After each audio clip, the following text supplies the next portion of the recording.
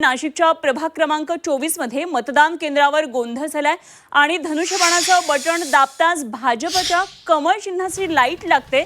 EVM मधल्या घोळाबाबत शिवसेना उमेदवारानं हा दावा केलेला आहे। मतदारांकडून सुद्धा निवडणूक अधिकाऱ्यांकडे या संदर्भातली तक्रार केलेली आहे आणि तक्रारदारांना धमकावलं जात असल्याचा आरोप या ठिकाणी होतोय।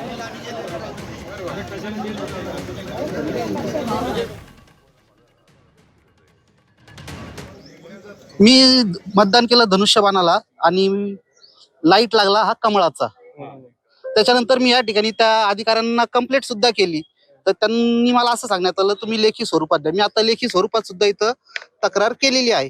तर लेखी स्वरूपात तक्रार करायच्या आधी सुद्धा त्यांनी मला असं सांगितलं की याचा नंतर शहानिशा होईल, याच्यात जर तुमचं खोटं निघालं तर तुम्हाला पोलीस केस होईल व तुम्हाला जेलमध्ये जावं लागेल, अशा प्रकारे सरळ सरळ मला त्यांनी धमकी दिली। मी प्रभाग क्रमांक 24 ची शिवसेनेची अधिकृत उमेदवार आहे। हे बाहेर येऊन आम्हाला वोटर सांगतात ते, ज्यांना आम्ही ओळखतही नाहीये, आणि एक वोटर सांगतोय दोन सांगतात ते। ह्या दादांनी थोडी हिम्मत केली आणि अशा धमकीनंतरही ते स्वतः उभे राहिलेत आमच्या बरोबर। He is educated person, I am myself a doctor.